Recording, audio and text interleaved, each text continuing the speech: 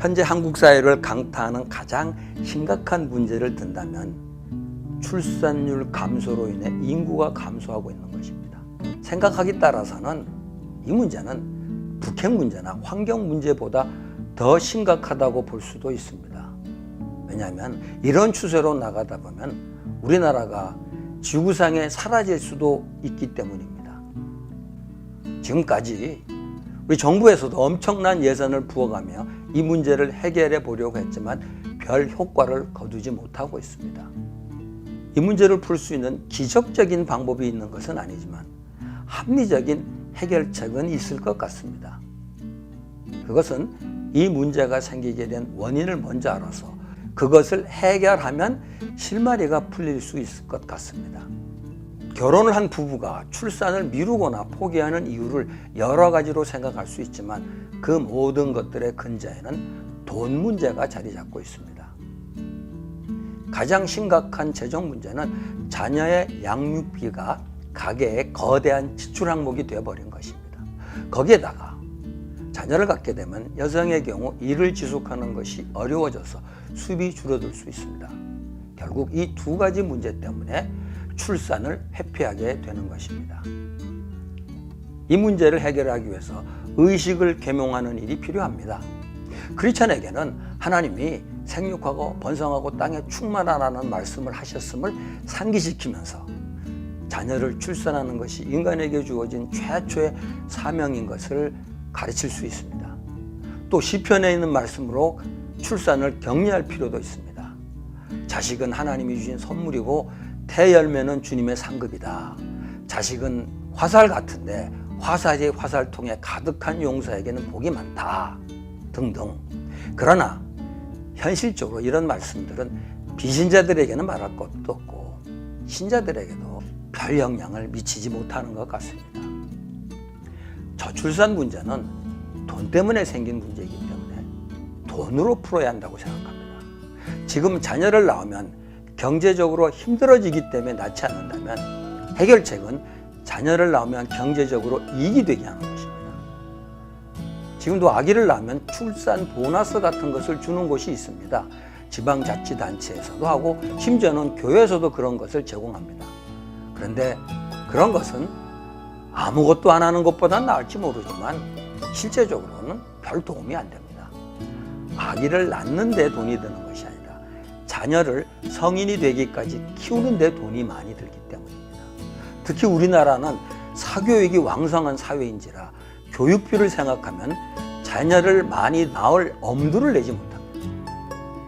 이런 부모들이 자녀를 낳기 위해서는 아이를 키우는데 돈 걱정을 하지 않도록 해주어야 합니다. 아니, 아이를 많이 낳아 키우면 경제적으로 유익이 된다면 아이 낳아서 키우는 일이 좀 힘이 들더라도 용기를 내는 부모들이 나올 것입니다. 프랑스는 이런 방법으로 출산율을 높이는데 성공한 것 같습니다. 프랑스는 자녀들이 성인이 되기 전까지 경제적인 보조를 해주기 때문에 자녀들이 많으면 경제적으로 어려운 처지에 있어도 정부 보조를 받아서 어느 정도의 경제상을 유지할 수 있다고 합니다.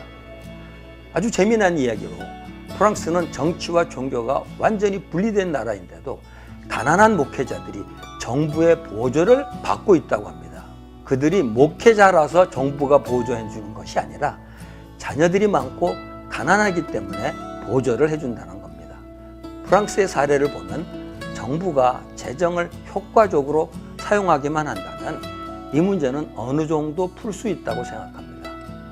이를 위해서 우리 크리스천들은 정부를 향해서 그런 정책을 시행하도록 촉구하거나 지지를 하면 어떨까 생각해 봅니다. 한국 교회가 이 문제를 푸는데 기여할 수도 있습니다. 교회가 정부가 하는 것처럼 자녀가 많은 사람들을 보조하는 거, 이런 거는 쉽지 않습니다. 교회는 조금 다른 각도에서 이 문제를 접근하는 것이 좋을 것 같습니다. 자녀 양육에 두는 지출을 선교비나 구제비로 생각을 바꿔보는 것입니다. 지금 출산율이 낮아지면 인구가 감소하게 됩니다. 그 결과는 우리나라의 존속이 위태하게 되며 한국교회의 장래는 정말 비관적이 되어버립니다. 이런 상황에서 한국교회가 미래의 한국과 한국교회를 위해 할 수 있는 일은 출산율을 높이는 일인데, 그것을 위해서 우리가 재정 지출을 해야 한다는 겁니다.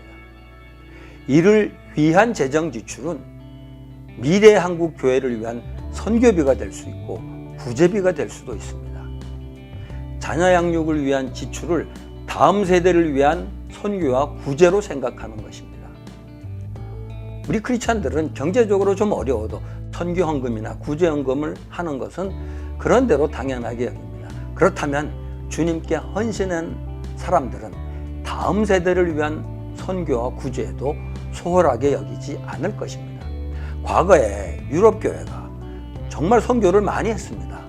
근데 지금 교회가 형편없이 쪼그라드는 것을 보면 그들이 다음 세대를 향한 선교와 구제에 실패했기 때문이 아닌가 생각합니다. 한국 교회가 그런 전철을 밟지 않기 위해서는 현재의 이웃을 향한 선교와 구제하는 것 이상으로 다음 세대를 향한 선교와 구제에 헌신을 해야 하지 않을까 생각합니다. 프랑스의 미시온 디모데라는 교회가 있습니다. 그 교회는 선교 사역을 그다지 적극적으로 하는 편이 아닙니다. 꼭 필요한 것을 찾아서 할 뿐입니다. 그런데 다음 세대를 위한 선교 사역에는 무지 적극적입니다. 성도들이 아기를 낳는데 부담을 느끼지 않습니다. 교회 공동체가 돌봐주기 때문입니다. 그래서 그 교회의 출산율은 프랑스의 평균보다도 훨씬 높습니다. 그리고 재정의 많은 부분을 다음 세대 훈련에 사용합니다. 그들이 미래의 선교에 헌신할 제목이 될 수 있습니다. 그러므로 장기적 안목으로 본다면 재정을 이렇게 사용해야 교회가 선교의 사명을 제대로 감당할 수 있지 않을까 생각합니다.